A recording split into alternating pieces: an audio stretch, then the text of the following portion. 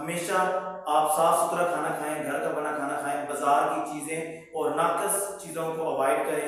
मिसाल के तौर पर दही भल्ले, फ्रूट चाट, इस तरह की तमाम चीज़ें जिसमें मिठाइयाँ भी शामिल हैं, कोल्ड ड्रिंक वगैरह भी शामिल है, इस तरह की तमाम नाकस चीज़ें जो आपकी हेल्थ के लिए बहुत ही ज़्यादा नुकसानदेह हो सकती हैं। So let's move to on its treatment.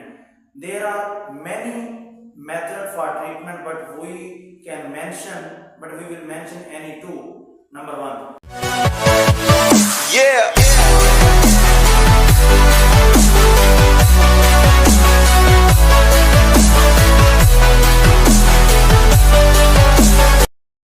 Assalamualaikum viewers. I am Zubair Ahmed Khan and you are watching my YouTube channel Health with Zubair. Today we will talk about what is H. pylori, its treatment, symptoms and how to create awareness about it. So let's move on to the introduction of our topic.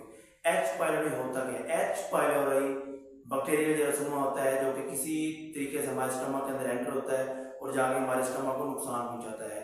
H. pylori has three main stages. Number one, gastritis.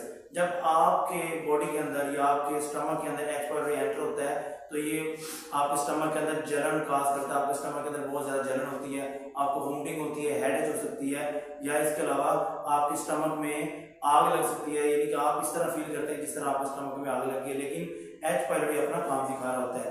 Number two, इसकी दूसरी stage ये होती है कि ट्यूडिनियल ulcer हो सकता है। अगर आप इसका ट्रीटमेंट नहीं करते तो आपकी जो स्मॉल इंटेस्टाइन का फर्स्ट पार्ट होता है जिसे ट्यूडिनियल कहते हैं, उसका अल्सर हो सकता है। इसकी अलामत ये होती हैं कि आप जब खाना खा लेते हैं, खाना खाने के 2 से 3 घंटे बाद आपके स्टमक में बहुत ज़्यादा आपको जलन फील होती है, या सेम कंडीशन ऐसी होती है कि अगर आप खाना नहीं खाते, जब आपको भूख लगी होती है तो भी ये सेम कंडीशन होती है, इसी तरह आपकी हालत होती है। नंबर 3, अगर आप इसका ट्रीटमेंट नहीं करते तो आपको स्टमक कैंसर हो सकता है। आपको जब स्टमक कैंसर होगा तो ये जो H. pylori आपकी पूरी बॉडी के अंदर मूव करेगा तो आपको बहुत सी प्रॉब्लम का सामना करना पड़ सकते हैं। So let's move on to its prevention. आपने इससे बचना किस तरह है? इससे बचने का जो मेन तरीका है वो ये है कि हमेशा आप साफ सुथरा खाना खाएं, घर का बना खाना खाएं, बाजार की चीज़ें और नाकस चीज़ों को अवॉइड करें। मिसाल के तौर पर दही भल्ले, फ्रूट चाट, इस तरह की तमाम चीज़ें जिसमें मिठाइयाँ भी शामिल हैं, कोल्ड ड्रिंक वगैरह भी शामिल है, इस तरह की तमाम नाकस चीज़ें जो आपकी हेल्थ के लिए बहुत ही ज़्यादा नुकसानदेह हो सकती हैं। So let's move to on its treatment. There are many method for treatment, but we will mention any two. Number one, medically. Number two, naturally.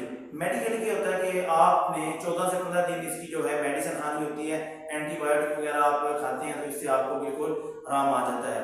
और उसका जो दूसरा तरीकाकार होता है जो कि नेचुरली होता है वो आप यूज़ कर सकते हैं। हनी आप यूज़ कर सकते हैं ब्रेकफास्ट के बाद, या आप टर्मेरिक पाउडर यूज़ कर सकते हैं, या आप गार्लिक यूज़ कर सकते हैं।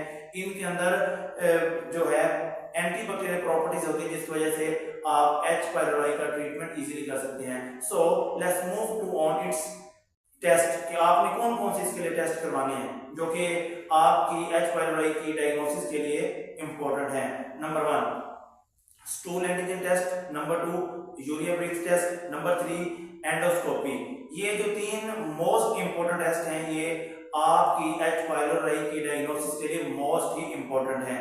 बाकी हम दूसरे 2 टेस्ट की भी बात कर लेते हैं जो कि सर्जरी जिनकी जरूरत होती है, जिनका बेनिफिट तो नहीं होता लेकिन डॉक्टर आपको कहता है कि आप वो करवाएं। उसके अंदर नंबर 1 पे आ जाता है कि ब्लड टेस्ट। आपको ब्लड टेस्ट करते हैं। अगर आपको माजी में कभी H. pylori रहा हो तो इस वजह से आपके जो ब्लड होगा उसके अंदर इसके जो रेंज होगी वो पॉजिटिव आएगी, ठीक है, तो इसका आपको कोई फायदा नहीं होगा। Number 2, ultrasound. जब आप अल्ट्रासाउंड करवाते हैं तो इससे भी आपको H. pylori के डायग्नोसिस में मदद नहीं मिलती। उसकी वजह ये होती है कि हमारा स्टमक एक ऐसी जगह पे प्रेजेंट होता है जहाँ पे इसकी अल्ट्रासाउंड की रेडिएशन नहीं पहुंच सकती। Thank you very much.